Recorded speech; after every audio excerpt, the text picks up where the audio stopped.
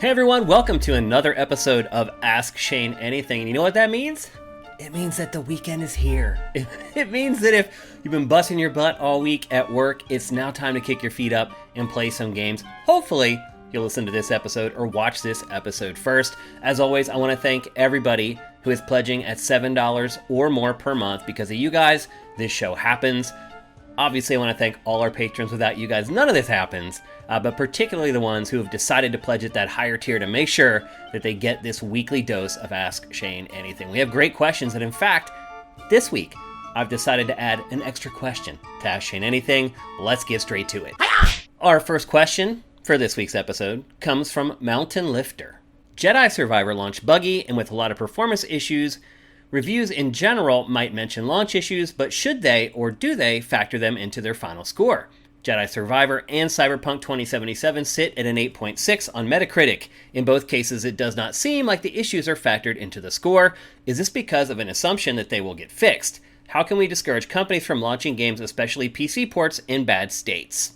Okay, lots of questions in this one. I guess I'll address first Star Wars Jedi Survivor and Cyberpunk 2077's review scores. Now, here's what I would say. I played both of those games, and I played both of them on PlayStation 5, and I really didn't have many issues with either one of them. You can go back and you can watch our conversations on Game Face about either of those games, and at least for me, I was pretty lucky, and I didn't really have any problems, and I think that's part of the issue, and now we're looping to the end of your question, talking about PC ports. I think a big issue is which platform are you playing it on? Now, I do think that that is going to clear up. As we saw at not E3 2023, Xbox has finally decided to leave the Xbox One behind. PlayStation's dragging its feet a little bit more with the PS4. There are still some games coming for PS4 in the future. But what we're seeing is finally the changing of the guard. We're finally seeing the move over to the new consoles. That should clear things up.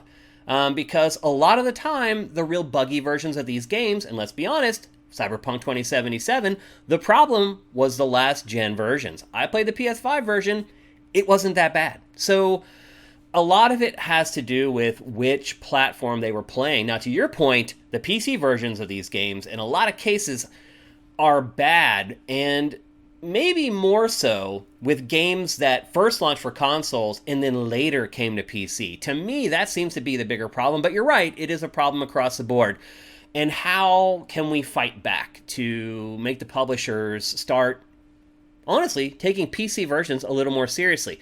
The big problem with the PC versions is that they just don't sell as well as the console versions. And so the publishers aren't as incentivized to make sure that those versions are bug-free and that the code is clean.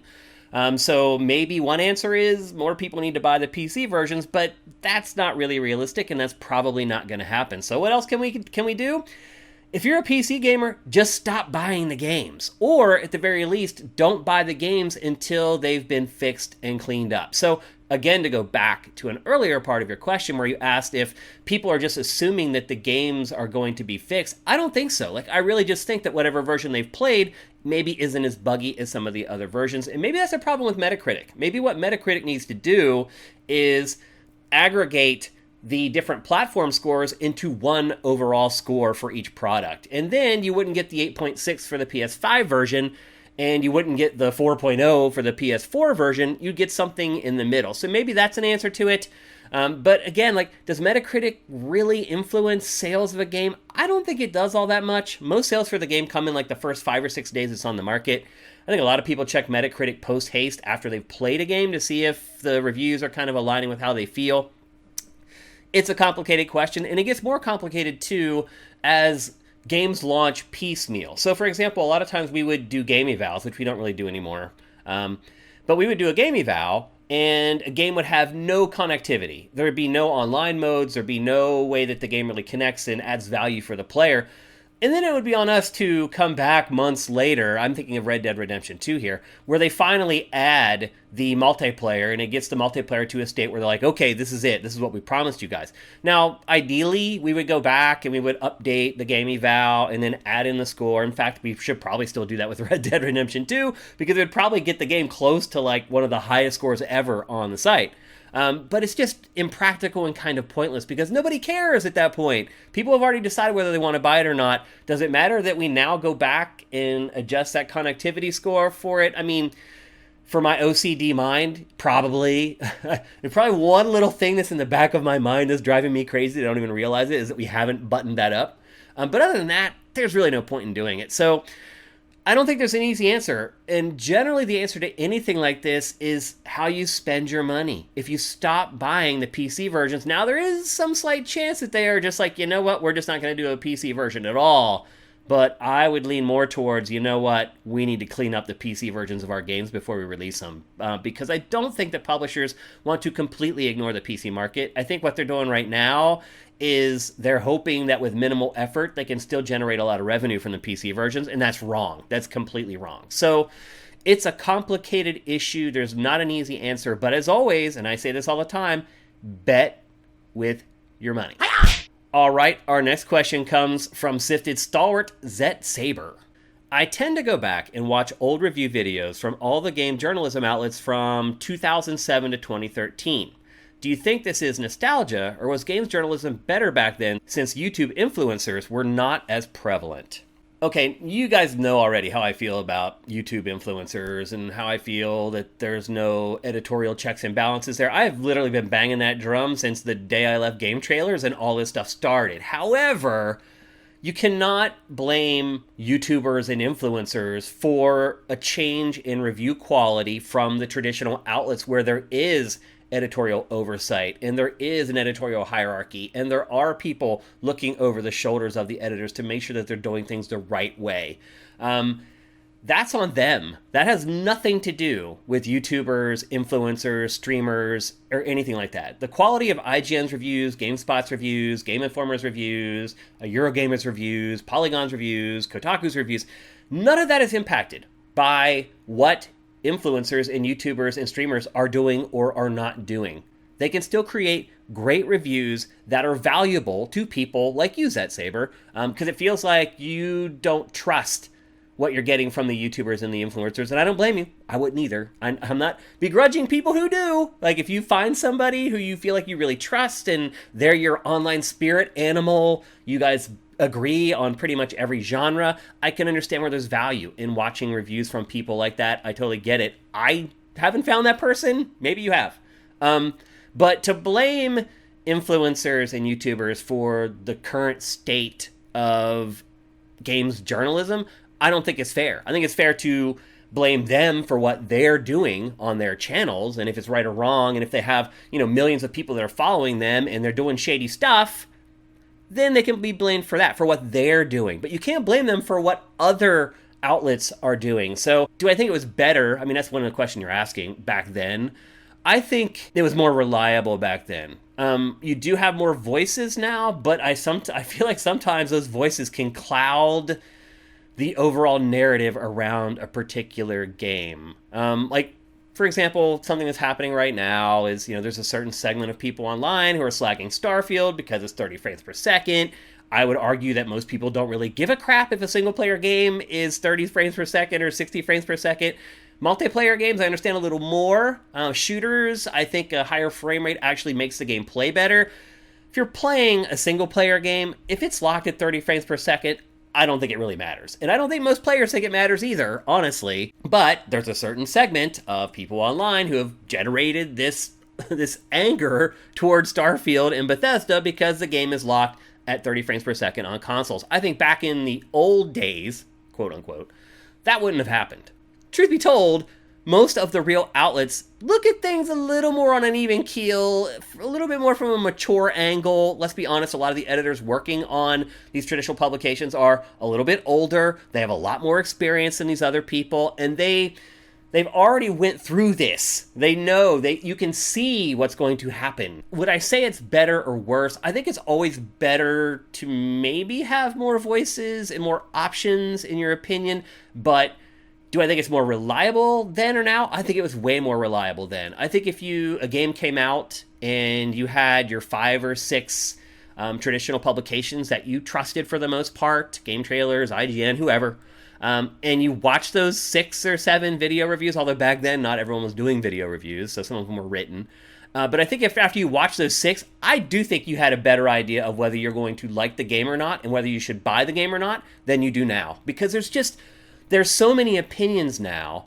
that a lot of times the only way you're going to get traction is if you're the contrarian.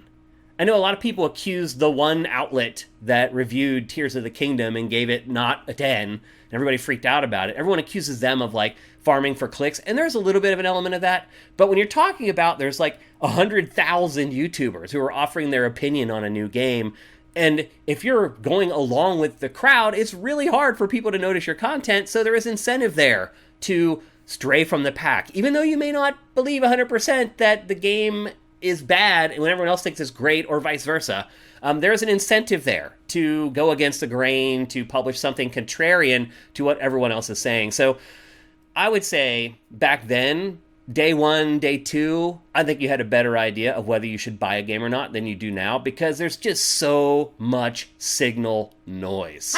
Next up, we have a question from Joaquim Dragoon. Have you ever felt depressed and wanted to do something else other than gaming? What advice would you give someone, and what would you do instead of playing? This is a great question, Joaquim Dragoon. I think everybody at some point in their life has felt depressed, has not felt all shiny and happy. I just think that's life. Things happen. Look at the stuff that's happened to me since I've launched Sifted. We were robbed. I lost my dad and my sister to a car accident. And through all of this stuff that's happened, I've had to just go right back to work. I don't think that's healthy. In hindsight, I think it was a huge mistake, but Sifted is still standing. Would it have been still standing if I hadn't have done that? I don't know. I would say his chances of still standing would be far less if I hadn't have fought through the depression to come back to work. I think at the time, I thought it was therapeutic to get back to life, and I would think, what would my dad and my sister want me to do? And maybe I was just telling myself this, but I thought they would say, like, get back to life, get back to what you love doing. And again, maybe I was fooling myself into believing that. I don't know. But the truth of the matter is everyone's depressed. I've been depressed. I was depressed as an 18-year-old and it takes a while sometimes, when the full effects of my parents being divorced and being shoved back and forth between parents for most of my life, and, I'd stay here for a few years, then I'd move with my dad for a few years, and I'd go back with my mom for a few years. That is not healthy. That's not good for kids, and I went through that. And so at 18, when I was becoming an adult and starting to look at things from an adult perspective, it was hard for me to deal with. And I had to do some reckoning with my mom and my dad, and I had to go to them and be like, look, you screwed me up. Like, I need you to recognize that you screwed me up a little bit. And for my mom in particular, it was kind of hard for her to admit that. So, look, I think everyone's gone through depression. Everyone is going to go through depression. Now you're asking me, like, what do I do when I am depressed? Do I dive into games? No. And that, I think in particular, that's the work part of this job, is that you have to always be playing, even if you don't feel like playing. Like right now, I'm just coming off E3. I busted ass for a week on doing nothing but working on Game Face and curating stuff to the site so that you guys have awesome coverage of not E3. I haven't had time to play games because I've been working from the moment I get up until like 11 or 12 at night, 14, 15-hour days. I haven't had time to play games. So here we are Friday. I'm recording this like late morning or whatever. I have like 3 or 4 games that I need to play a ton of before Game Face on Tuesday. So we have something to talk about. So do I love games? It's insane how much I love games. But there comes a point where you're like, man, I have to play this game. And, some people, for example, may not be into horror games. But if you work in this business, you got to play horror games.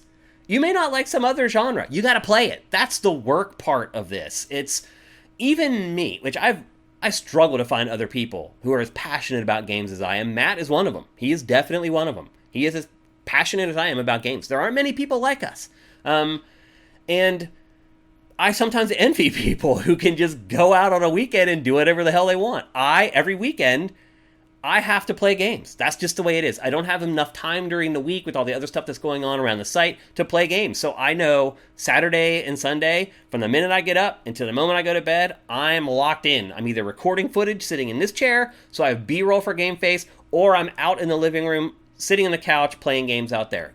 I'm sure My wife is sick of it. Like, it's a deal that you make with yourself when you get into this industry, but I do think it's something that catches people off guard when they come into the industry. For example, we hired a couple editors at Game Trailers. They were like the last couple people that we hired before everything kind of went to crap. And they struggled. Like, they thought that they loved games, but there are levels of loving games. Like, you guys get it. You guys you're like me. Like, if you're coming to Sifted and you're watching Game Face, you're like me, basically. But there's a lot of people that aren't. Like, a lot of the feedback that we get on Game Face from casuals is like, this show's too in the weeds. Like, they want a 10-minute synopsis of a game that gives up just enough details to tell them whether they should buy the game or not, and that's it. They don't want this very nuanced, more adult conversation around games. I get that. You can build that if you want to, but to me at this point in my life, that would feel so vapid. So when I get depressed, do I want to play games? No. Like, a lot of times I want to make music, I want to listen to music, I want to watch films, I want to do something more passive where I don't have to engage. I've talked about before when I'm sick, if I have a cold or when I had COVID or whatever, I don't really like to play games. I don't want to engage. I want everything to just wash over me. And that's when I watch a lot of movies or I catch up on shows, things like that. So to give advice to someone who's depressed, like, I'll be honest with you, I don't feel qualified to do that. When you start talking about depression, like, that's serious stuff that can lead to things that are very, very serious. So I'm very nervous about giving people advice around things like that unless I know them personally and I know the situation very specifically. I know their family. I know the people who are involved in the situation that's causing the depression. It makes me very nervous to give people just blanket opinions or advice on when they're feeling that way. But one thing I would say is I think a lot of times when you get depressed, part of it is that you're trapped in a pattern. And I think subconsciously, your mind is saying, we need to break out of this.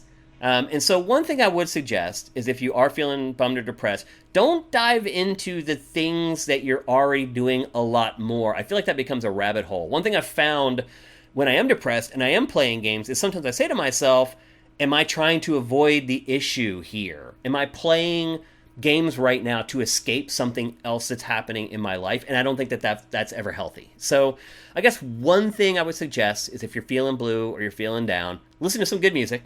I think that always helps. Talk to people. Don't keep it inside. I think that helps a ton too. And you need to find confidants. You need to find people that you can trust to talk to that aren't going to go and share your problems with other people. And that can be difficult. I understand that. But most importantly, I think it's good to just break out of your shell. I mean, there's a saying online, go outside and touch grass. I think that oversimplifies things a little bit, but I also think it's kind of powerful. Sometimes you just need to break out of the pattern, break out of the shell that you're in. And I think a lot of times that gives you a new perspective on life. Next up, we have a question from Jay Lid. Let's see what he's asking. What do you think of Saudi Arabia and its investments in video games and tech? Is it ethical to buy or work for EA Games since Saudi Arabia owns over 9% of the company? Oh, Jay Lynn, this is a great question. And actually, I had to go and do some research for this one just to make sure that I wasn't talking out of my butt when I replied to this. My knee-jerk reaction is I hate Saudi Arabia for a number of reasons. I don't hate the people of Saudi Arabia, maybe some of them, maybe the people who believe in what the regime is pushing, I would not want to be friends with. But I know there are millions and millions of great people in Saudi Arabia. So don't take that this is a blanket statement of I hate Saudi Arabian people or anything like that. I hate the leadership of Saudi Arabia. Here's the thing. You can't, if you're a publicly owned company, you can't stop this from happening. So look, if EA was a little company like Sifted and it wasn't publicly owned, and look, if I were to take a huge investment from Saudi Arabia to actually finally have money to market Sifted and to finally have the money to buy a new TriCaster and to do all these things that we just don't have the money to do, you could rightfully call me out for that. And I would really have no recourse because to me, that would be selling out to terrible people. And that would never happen. But if it does happen, I think you have a right to call out those companies. That's not what's happening with EA, though. EA is a publicly held company, meaning anyone can buy its stock. You can't stop them from buying the stock. Now, You could argue that EA's current shareholders shouldn't sell its stock if they knew that Saudi Arabia was going to snatch up the stock. It gets too complicated. And that's another problem, is that you need to pick and choose your boycotts. Like, you can't boycott everything, unfortunately, because then your whole life just becomes like this web of confusion where you're like, oh, wait, I need to go to Home Depot, but I don't like that Home Depot gave money to this political candidate or whatever. Like, it makes your life hell. It makes you miserable. It makes all the people around you miserable. So I would say you have to pick your battles when you want to decide to alter your behavior or your spending habits based upon cultural or societal issues. Choose wisely. So that's the first thing I would say. Like, I don't think that we should boycott EA because Saudi Arabia bought 9% of its stock. Again, there's nothing that EA could do about that. So, and again, that's a unique question because they are a publicly held company, and if it's not publicly held, then yes, I think you could maybe hold a company's feet to the fire for allowing Saudi Arabia to purchase a certain amount. For example, the PGA Tour. Screw them. F them. Like, there's no excuse. The reason they did it is because they knew all the money coming from Saudi Arabia for Live Golf was so much that they couldn't compete with it. So they're like, you can't beat them, join them. I don't agree with that. I think that there are enough Americans who are willing to stand on the hill of morality that they would not support Live Golf. I truly believe that. And why? Because Saudi Arabia is our enemy. Saudi Arabia is the enemy of America. 15 of the 19 9/11 hijackers were from Saudi Arabia. There were 2 of them, in particular, who moved to San Diego and were essentially supported by Saudi Arabia. They couldn't even speak English, yet somehow they managed to find a place to live, and they managed to go to flight school. Where'd that money come from? We know where that money came from. So I don't know how some people can just forget about 9/11. I realize it was 2001. It was over 20 years ago. There's a lot of people who weren't even alive when it happened. I don't care. 3,000 Americans were killed in 9/11, and 15 of the 19 were from Saudi Arabia. Then you start talking about them murdering a Washington Post journalist because he was publishing unfavorable articles about Saudi Arabia and how that was all covered up. I mean, I could go on and on about why I view Saudi Arabia as the enemy of America. So to answer your question, I mean, I think you need to be picky about the companies you go after, and you need to do the research, and that's annoying, and that's a big problem too. A lot of people are too busy. They have kids, they have jobs, they have all this stuff going on. They don't have time to research this stuff, and I think that's a big problem just in general. And I feel like there are some people and entities that prey on that. They assume that people are never going to be able to find out the truth, or they're not going to have the time to, and they're like, we can do whatever the heck we want because people are never going to find out that we did it or whatever. It's really hard because so much is happening so fast, and there's a 24-hour news cycle, and some people just tune it out, and I don't blame them. If I had 4 kids and like a job and a mortgage and all this crap, I would tune it out too. So it's tough. But one thing I would say is that I think all Americans should agree that if you can, you should not support Saudi Arabia. So is there this thing in the back of my mind now, like when I play Madden or when I play Immortals of Avium here in the next month or so, that this game was somehow supported by Saudi Arabia? Maybe, but again, as someone who understands how things work, it's hard to place the blame on EA for that. Now, working at EA, that might be a different story, because now you know that it's owned, at least in part, by Saudi Arabia. So ultimately, your salary is being paid by Saudi Arabia. That's a little bit of a tougher question.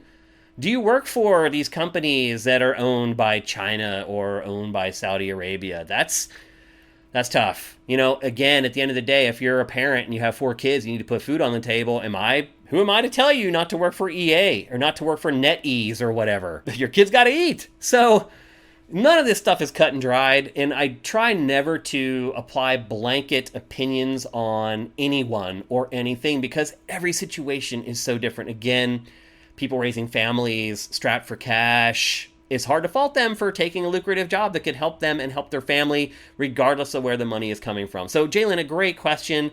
I do feel like I'm dodging it a little bit, but at the same time, I feel like I'm answering it as honestly as I can. I personally hate Saudi Arabia. And again, not the people. the regime in Saudi Arabia. I hate what they believe. I hate how they've persecuted gay and LGBTQ people, women, how they treat women. I could go on and on about the issues I have with Saudi Arabia. But when you're talking about dealing with companies that they own percentages of, it's not so cut and dried. All right, our last question for this week's episode comes from someone who gets a question in every episode, and that is Kevin. Do you remember a moment where you were most hyped for a game, either from a trailer, previews, or reviews? I think most people my age who have worked in the games industry as long as I have, I think most people, if you ask them this question, and they don't hate Nintendo, I think most people would probably point to the debut of Twilight Princess. Matt and I have talked about it countless times on Game Face. We were both in the room when it happened, and we finally see the realistic Zelda game that everybody had wanted. But the reason people were so excited for Twilight Princess is because of something else. And that something else comes from Space World 2000, which I was fortunate enough to be in attendance for. I was there for both 2000 and 2001, and both of those Space Worlds tie into the story. So Space World 2000, Nintendo is coming off of the Nintendo 64. Up to that point, its least successful console of all time. We're already starting to hear about the GameCube. We know it's coming. We have at least an idea of some of the loose specs, so expectations are pretty high for what it can accomplish. And in Space World 2000, Nintendo shows this incredible duel between Link and Ganon that's supposed to be the GameCube Zelda. And it is incredible. I remember seeing that, and it literally just melted my little brain. I couldn't even comprehend how awesome what I was seeing was. It was undoubtedly the piece of media or the trailer that has made me more excited for anything ever in this industry. And this is what I'm telling you, people. I am in my blood a Zelda fan. So when you guys say, oh, Shane's slagging Tears of the Kingdom or Breath of the Wild, it's because I love it.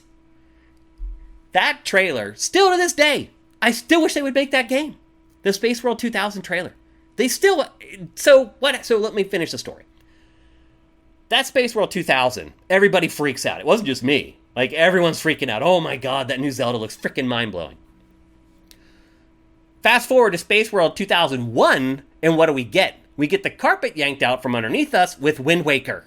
Now again, Wind Waker ended up being a great game, even a good Zelda game, but it was not what we had been shown just 1 year earlier. And so that was the big story now. Oh my god, now there's this Toon Link, and what happened to this realistic thing that we all freaked out over? So Wind Waker comes out, people like it. I don't think people were over the moon about it. People liked it though, and it got great reviews. But people still wanted the realistic Zelda. And then fast forward to the debut of Twilight Princess, and that is why people lost it. Because finally they were getting what they were teased at Space World 2000. Even though it didn't end up looking really anything like that Space World 2000 demo, which to me was very disappointing, but it was a realistic Zelda. And because of that Space World 2000 trailer, whatever you want to call it, that's what got them excited for Twilight Princess all those years later. So it sucks we still haven't seen a Zelda that looks like that. That art style, to me, still stands out above the more realistic stuff that we've gotten since. Now they've kind of gone back to the toon shading thing with Breath of the Wild and Tears of the Kingdom. I would argue that, maybe a realistic Zelda might hit hard again. But if you're asking me what the one moment was, the one thing was that got me more excited for a video game ever, it was the Space World 2000, The Legend of Zelda trailer. All right, that's it for this episode of Ask Shane Anything. I hope you guys have a great weekend planned. I'm going to just be plastered to the couch playing games. I'm finally going to get to play this Final Fantasy 16 demo, and then I'm going to get review code in 2 days after that, I think. So anyway, it's going to be another weekend of me locked down on the couch, and the truth is, that's probably where I should be. Also, I should say this to people. I have finally started feeling a little bit better. After literally a month of just things not changing, over the last week, I've finally started feeling a little bit better. I no longer have to take pain pills every 6 hours like I have for the last month. It's finally got to the point where I can last 9 hours or so. So things are getting better. Thanks to all you guys for all the positive vibes you've sent me through this. It has really been a nightmare. Talking about being depressed. Shane's been depressed for the last like month. This has just been awful. Like, you know, I was told 1 to 2 weeks, and it's like been 5 or 6 weeks now. So I've had to fight through this. As you get older, you don't heal as quickly. I think you lose a little bit of patience. So thanks to all you guys for all the positive vibes that you sent me as I've gone through this. It's really good to see the light at the end of the tunnel finally. So you guys have a great weekend. We'll see you guys on Game Face on Tuesday.